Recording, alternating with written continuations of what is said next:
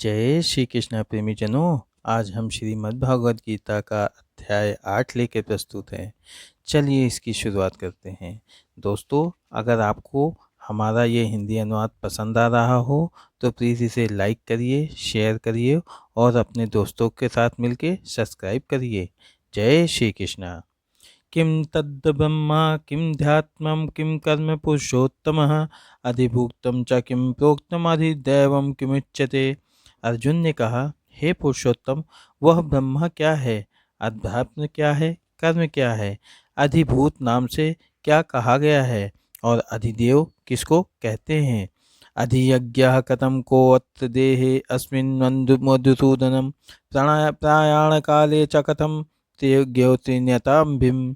हे मधुसूदन, यहाँ अधियज्ञ कौन है और वह इस शरीर में कैसे हैं तथा युक्त चित्त वाले पुरुषों द्वारा अंत समय में आप किस प्रकार जानने में आते हैं।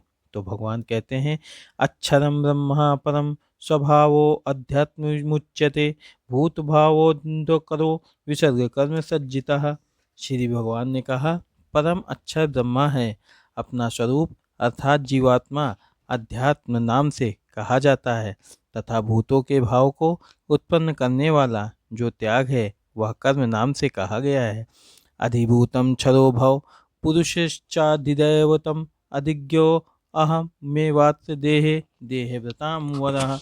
उत्पत्ति विनाश धर्म वाले सब पदार्थ अधिभूत हैं। हिरण्यमय पुरुष अधिदेव है। और हे देहधारियों में श्रेष्ठ अर्जुन, इस शरीर में मैं वासुदेव ही अंतर्यामी रूप से अधिज्ञ हूँ। अंतकाले च मामेयो स्मरन्तु मुक्त्वा कलेवरम यह प्रयाति सा मंद्वः याति न त्यक्तम संशयः। जो पुरुष अंतकाल में भी मुझको ही स्मरण करता हुआ शरीर को त्याग कर जाता है वह मेरे साक्षात स्वरूप को प्राप्त होता है, इसमें कुछ भी संशय नहीं है। ययम ययम वापि स्मरन् भावा त्यज्यन्ते कलेवरम तम तमेवैति कौन्तेय सदा तदभाव भक्ति। हे कुंती पुत्र अर्जुन, यह मनुष्य अंतकाल में जिस जिस भी भाव को स्मरण करता हुआ शरीर का त्याग करता है उसको ही प्राप्त होता है, क्योंकि वह सदा उसी भाव से भावित रहा है। तस्मात् स सर्वेषु कालेषु ममुनुस्मरन् बुद्ध्या च मैं पित मनोबुद्धिमय संशयम्। इसलिए हे अर्जुन, तू सब समय में निरंतर मेरा स्मरण कर रहा है और युद्ध भी कर। इस प्रकार मुझ में अर्पण किए हुए मन बुद्धि से युक्त होकर तू निसंदेह मुझको ही प्राप्त होगा। अभ्यास योग युक्तेन चेतसा नान्यगामिनः परम पुरुषा दिव्यम याति पार्थानुचिंतयन्। हे पार्थ, यह नियम है कि परमेश्वर के ध्यान के अभ्यास रूप योग से युक्त दूसरी ओर न जानने वाले चित्त से निरंतर चिंतन करता हुआ मनुष्य परम प्रकाश रूप दिव्य पुरुष को अर्थात परमेश्वर को ही प्राप्त होता है। कविम पुराण मनुशासितार मनोदृश्याम समन्विता सर्वस्य धातारम चिंत्य रूप मदित्य वर्णतम सा परस्तात्। जो पुरुष सर्वज्ञ अनादि सबके नियंता सूक्ष्म से भी अति सूक्ष्म सबके धारण पोषण करने वाले अचिंत्य स्वरूप सूर्य के सदस्य नित्य चेतन प्रकाश रूप और अविद्या से अति परे शुद्ध सच्चिदानंद घन परमेश्वर का स्मरण करता है। प्रयाण काले मनसा चलेन भक्त्या युक्तो योग बलेन चैव भूर्भुवः मध्ये प्राणमावेश्य सम्यक सतम परम पुरुषमप्येति दिव्यम। वह भक्त युक्त पुरुष अंतकाल में भी योग बल से भुक्ति के मध्य में प्राण को अच्छी प्रकार स्थापित करके फिर निश्चल मन से स्मरण करता हुआ उस दिव्य रूप परम पुरुष परमात्मा को ही प्राप्त होता है। यद क्षरम वेद विदो वदन्ति विशन्ति यदित्यो वितरागा यदिच्छन्तो ब्रह्मचार्य चरन्ति तते पदम क्षण ग्रहण प्रवच्छे। वेद के जानने वाले विद्वान जिस सच्चिदानंद घन रूप परम पद को अविनाशी कहते हैं, आसक्ति रहित यत्नशील सन्यासी महात्मा जन जिसमें प्रवेश करते हैं और जिस परम पद को चाहने वाले ब्रह्मचारी लोग ब्रह्मचर्य का आचरण करते हैं, उस परम पद को मैं तेरे लिए संक्षेप से कहूँगा। सर्वदाराणि संयम मनो हृदि निरुद्य च मूर्धन्यात्मनः प्राणमस्थिनो योगधारणाम् ओमित्येकाक्षरं ब्रह्म व्यवहारमामनमस्मरं या प्रयाति त्यज्य देहं सायति परम गतिम। सब इंद्रियों के द्वारों को रोककर तथा मन को हृदय में स्थिर करके फिर उस जीते हुए मन के द्वारा प्राण को मस्तक में स्थापित करके परमात्मा संबंधी योग धारण में स्थित होकर जो पुरुष ओम इस एक अक्षर रूप ब्रह्म को उच्चारण करता हुआ और उसके अर्थ स्वरूप मुझ निर्गुण ब्रह्म का चिंतन करता हुआ शरीर का त्याग कर जाता है, वह पुरुष परम गति को प्राप्त होता है। अनन्य चेता संततम यो मम स्मृति निश्चय तस्याम सुलभा पार्थ नित्ययुक्तम योगिनः।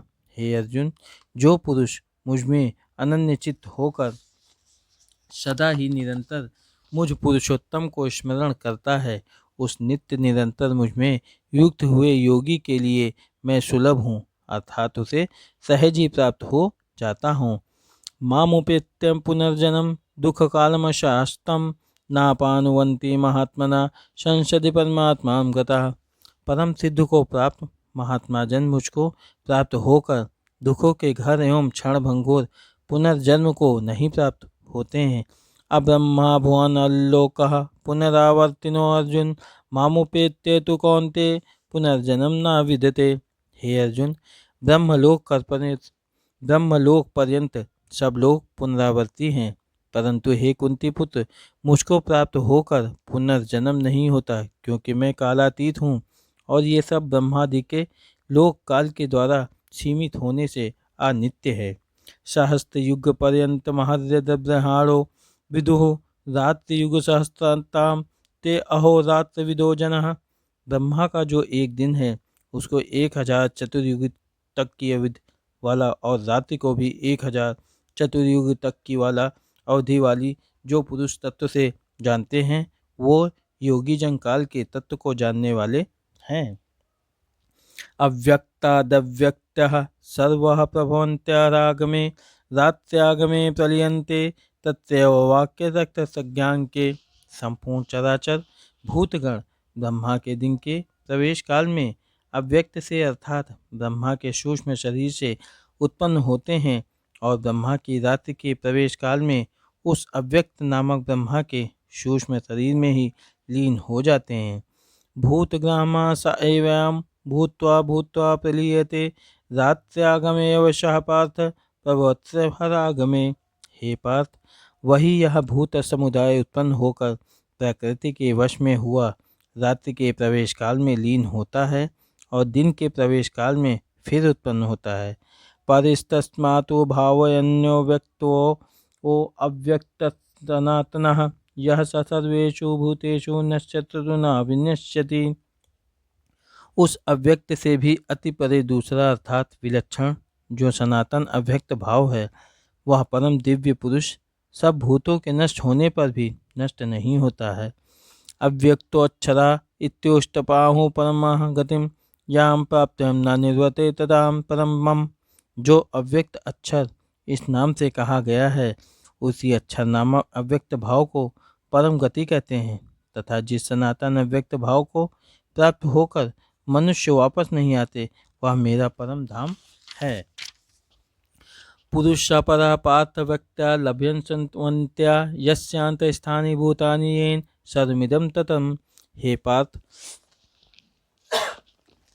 जिस परमात्मा के अंतर्गत सर्वभूत है और जिस सच्चिदानंद घन परमात्मा से यह समस्त जगत परिपूर्ण है, वह सनातन अव्यक्त परम पुरुष तो अनन्य भक्त से ही प्राप्त होने योग्य है। यत्र काले तवन्त्वावृत्तिमावृत्तिं चैव योगिनः प्रायतायन्ति तं कालं वच्यामि भरतवर्षभा।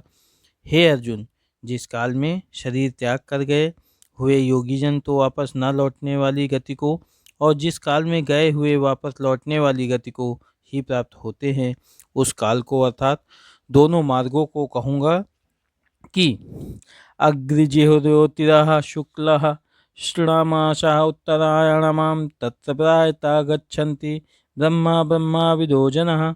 जिस मार्ग में ज्योतिर्मय अग्नि अभिमानी देवता हैं। दिन का अभिमानी देवता है, शुक्ल पक्ष का अभिमानी देवता और उत्तरायण के 6 महीनों का अभिमानी देवता है। उस मार्ग में मरकर गए हुए ब्रह्मवेता योगी जन उपयुक्त देवताओं द्वारा क्रम से ले जाए जाकर ब्रह्मा को प्राप्त होते हैं। घोमो रात्रिस्थ्या कृष्णा षण्मासा दक्षिणायनतम तत्र चंद्रमासाम ज्योतिर्योग्योपाय निवृत्ते।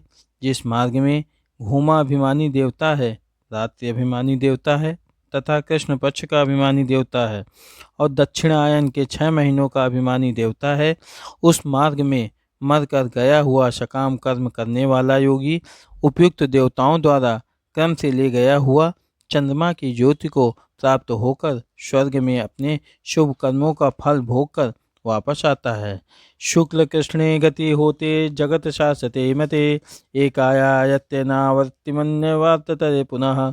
क्योंकि जगत के ये 2 प्रकार के शुक्ल और कृष्ण अर्थात देवयान और पितृयान मार्ग सनातन माने गए हैं।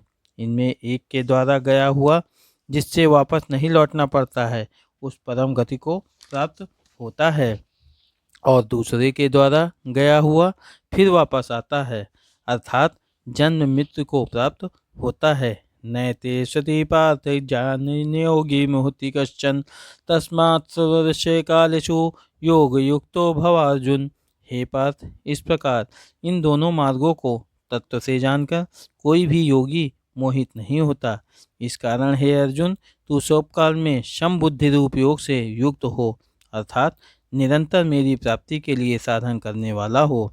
वेदेषु यज्ञेषु तपःसु चैव दानेषु यत्पुण्यफलं प्रदिष्टं यत्तेति तस्य सर्वविदं विदित्वा योगी परम स्थान मुपैतु चादतम।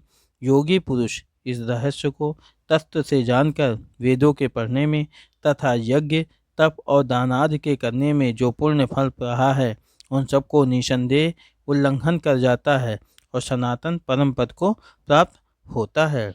जय श्री कृष्णा। प्रेमी जनों, आज हमारा श्रीमद् भागवत गीता का अध्याय 8 समाप्त हुआ है। मिलते हैं अगले भाग में, तब तक के लिए जय श्री कृष्णा, जय श्री कृष्णा।